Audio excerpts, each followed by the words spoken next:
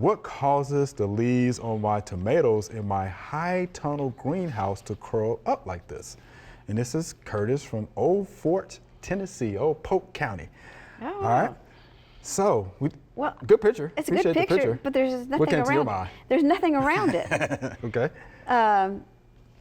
At first I thought maybe nutrients, but then I saw it was curling. Ooh. And then because there's nothing else around, makes me think maybe he sprayed some herbicide to get rid of weeds or something else there.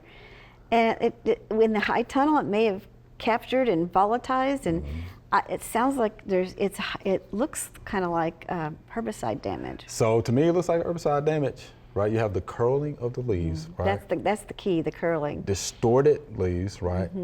The real thick petioles, the thick stem. Yeah, that sounds like a herbicide to me. Yeah. Right. So here's the thing now, you're not going to be able to do too much about it. Will it grow out of it? Maybe, but you know what's going to happen? If it does grow out of it, you're not going to get the production that you're looking for. True. All right, so you that's may what need happens. to start over again. Yeah.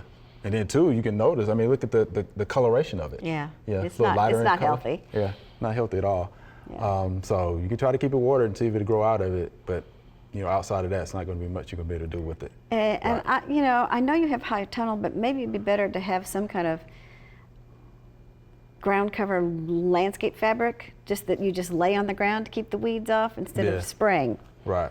for weeds in the high tunnel. Right, because again, if you're going to be spraying any pesticide in the high tunnel, remember, it's It's just going to stay in Yeah, there, and yeah. with the fluctuation in the spring from heat and cold, Yeah.